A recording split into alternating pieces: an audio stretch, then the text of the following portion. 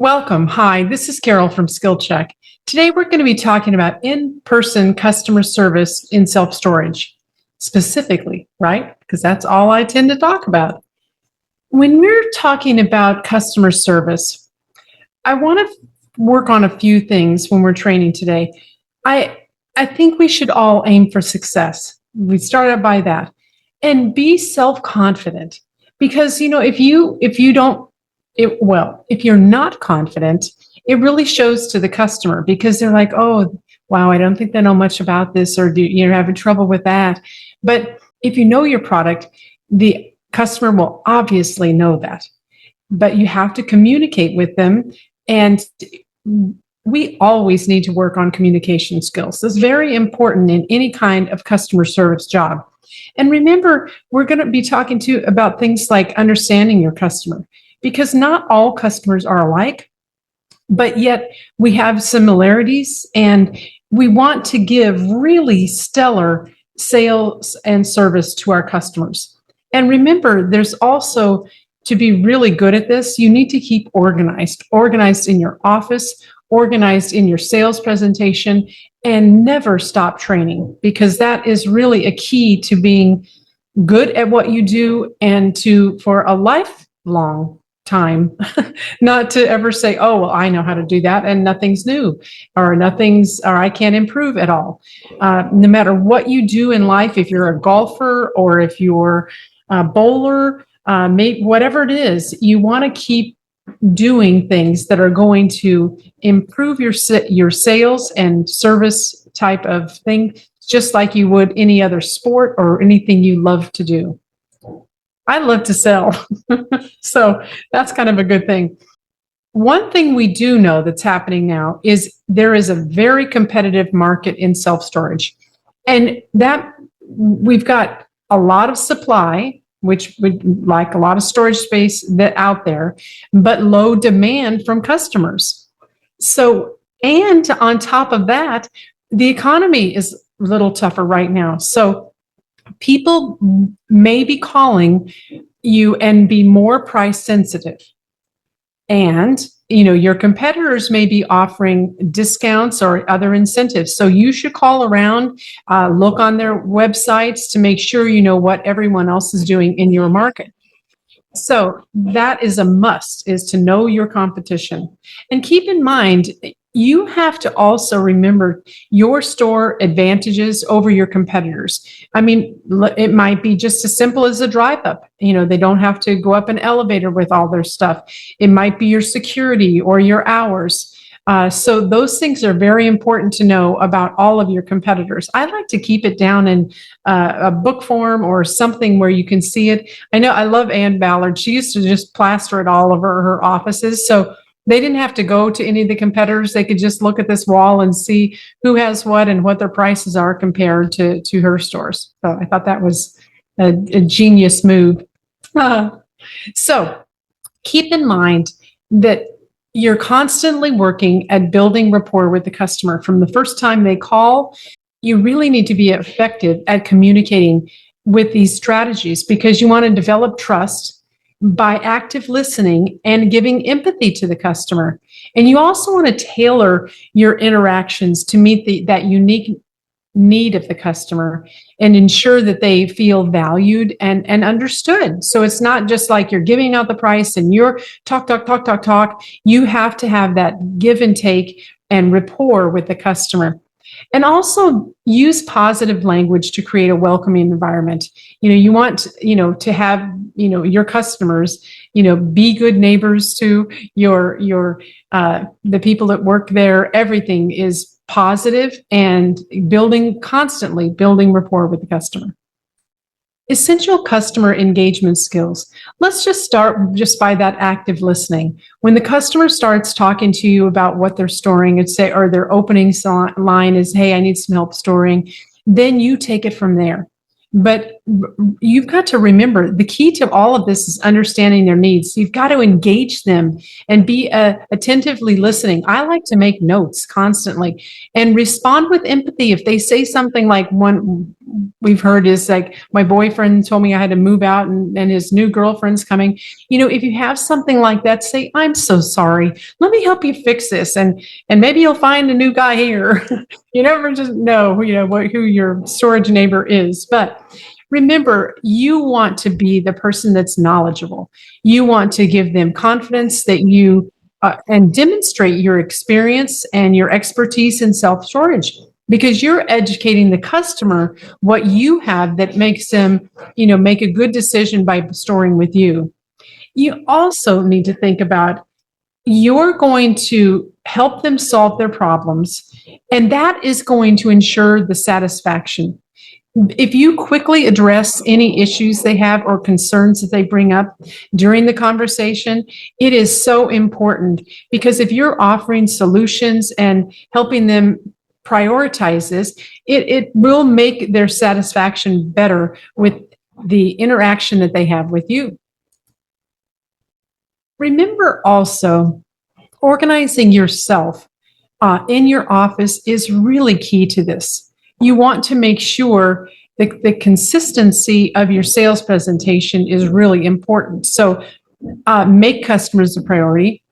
Cut out unnecessary paperwork that you don't have to do, right? You sometimes there's so much stuff going on and you're not organized, or you're trying to do things at once. You have all your paperwork ready that they need to sign, or just most of the time now it's on digital, so it's pretty easy.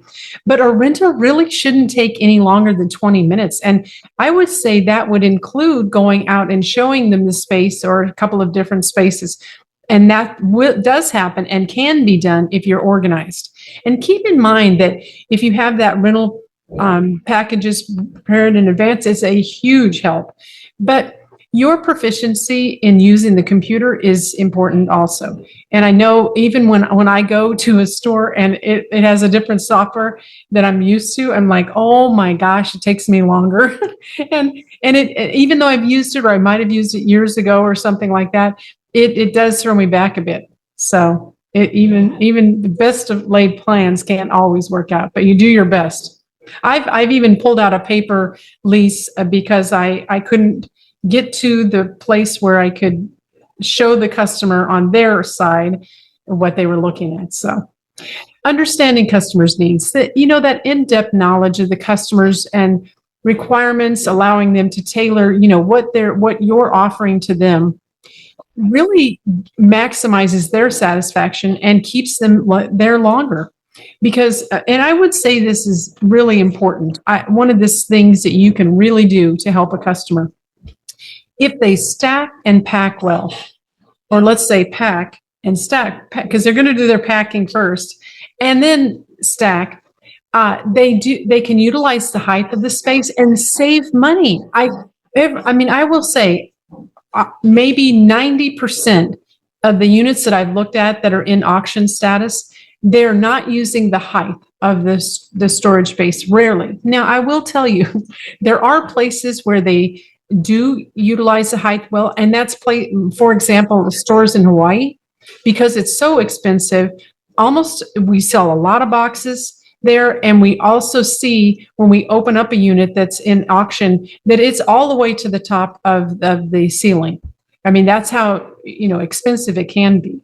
So you don't want to get rid of any. I don't know. You want to have to maximize what you're doing and be careful about how you're storing. You also want to remember to exceed the expectations consistently with the customer. Go above and beyond.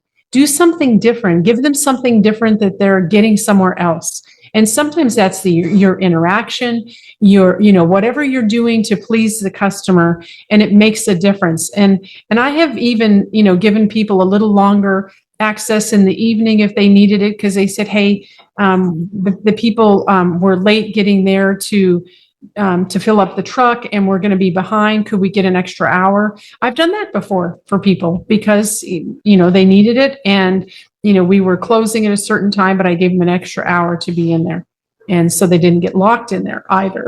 Hate to get locked in there. That's never a good idea. Remember, you need to be the expert. So you've got to know your product.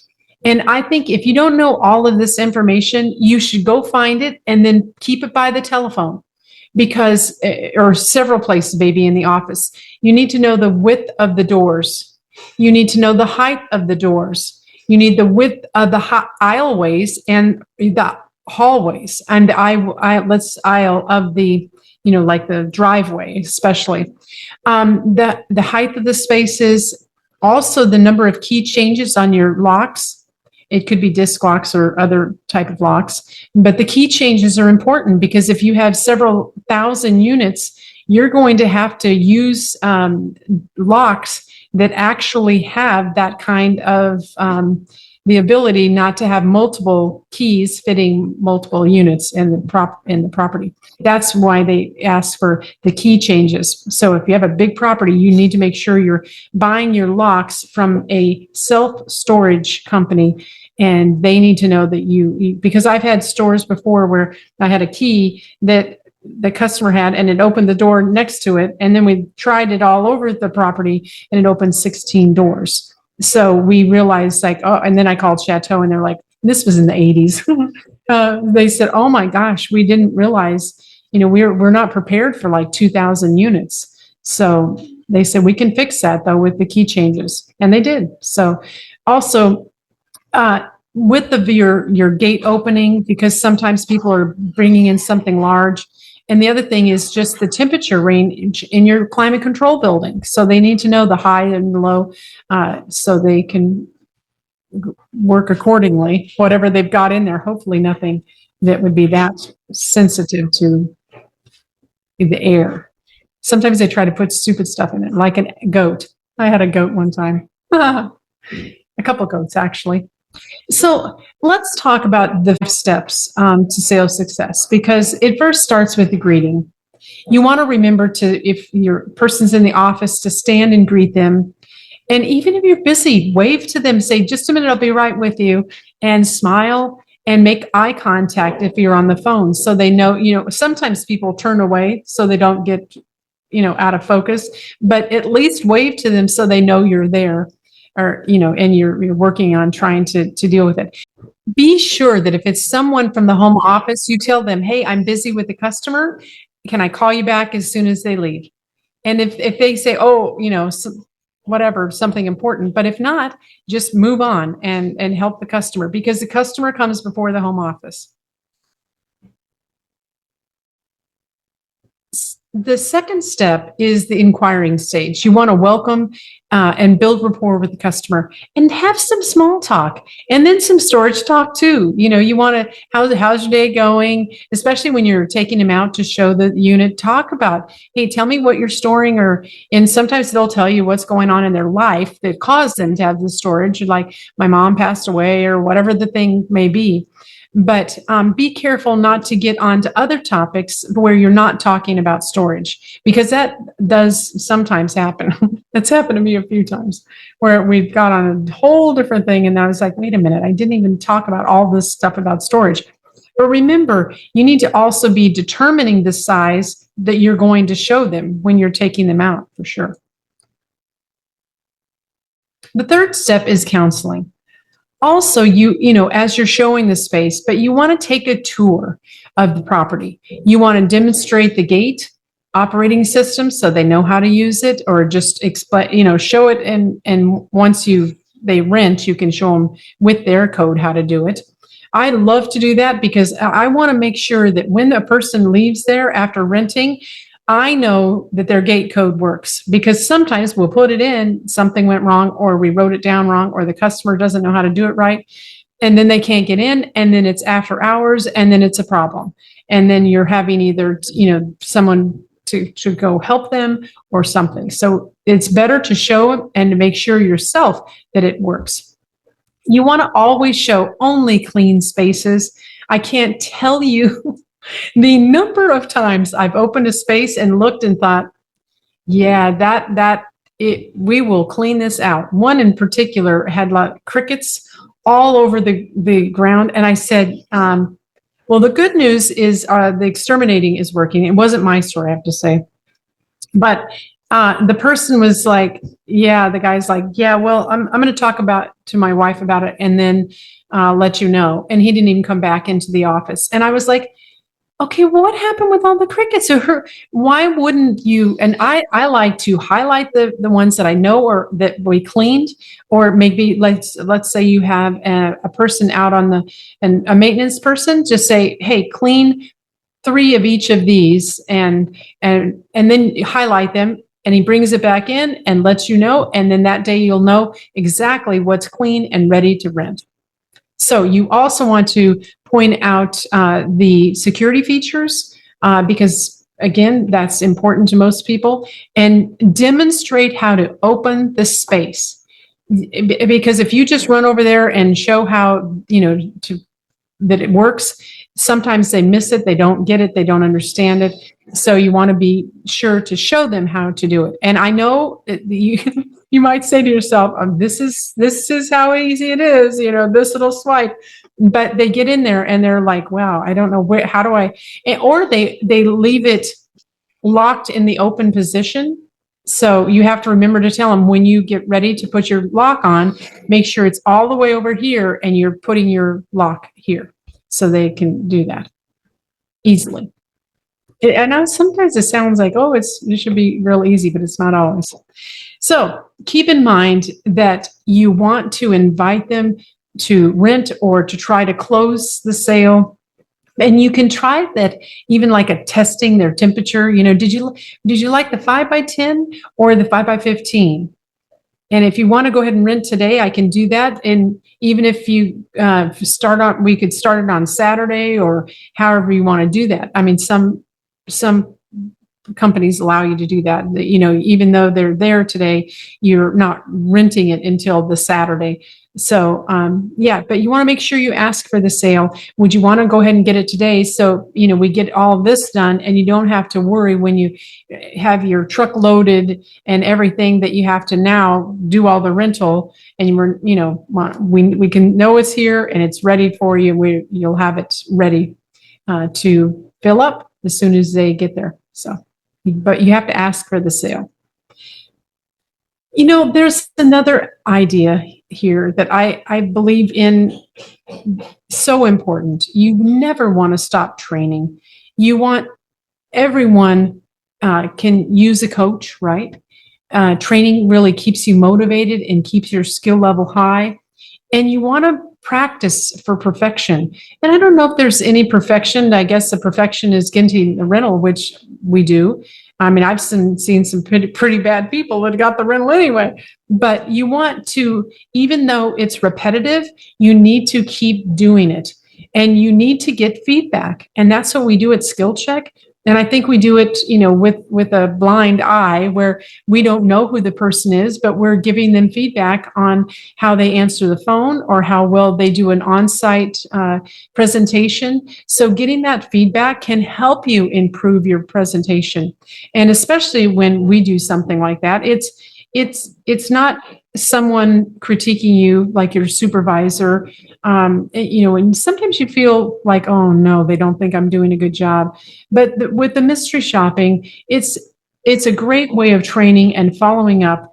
And again, it's going to give you good feedback to help improve what you're doing on a daily basis. So keep in mind, you want to get the customer's trust and building that a trustworthy image. Trust is a cornerstone of a successful customer relation. You want to make sure you build a reliable and transparent an image throughout the consistency of the service that you deliver, because you want to ensure that the customer feels secure about storing their stuff and who they're storing with. And again, I have been at places where I'm like, wow, I don't think I would store here. I mean, sometimes it was the person that kind of was taking me out that scared me, or the people that were at the property that were kind of looking to see what was going on. And I'm thinking, wow, there's just a lot of interaction here that is weird. So you have to keep them all straight, I guess. Optimizing the customer experiences. Remember, you want to be exceptional, not just average, because average isn't going to get you a whole lot. You want to strive continually to optimize what you do in your customer experience and exceeding the customer's expectation. I love it sometimes.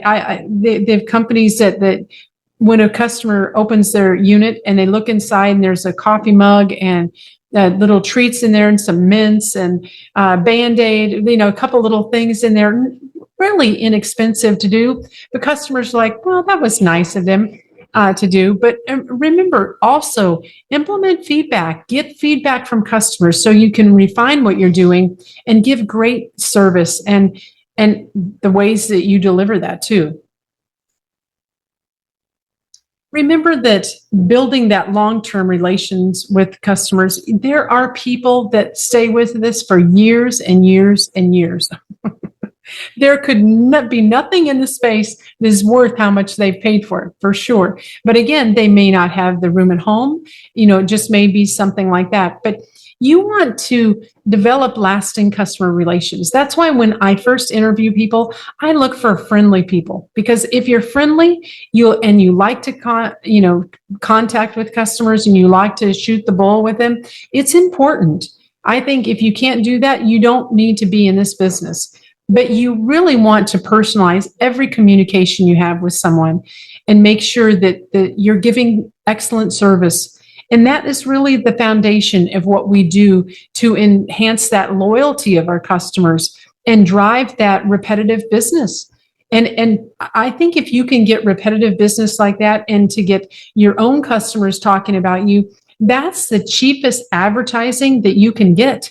And it really comes from a source that isn't something that we have to pay for, that we've deserved because we're so good at what we do. So I hope these things are helpful to you. And if you have any other ideas about webinars that you would like to see or any training that you'd like to have, please let us know. You can find me at or contact me at carol@skillcheck.com. And we would love to have you look at our YouTube channel. It has a lot of training on there also. And again, anything that you would like me to tackle, I will be happy to do so, or try, at least if I can. Well, thank you so much for listening, and happy renting.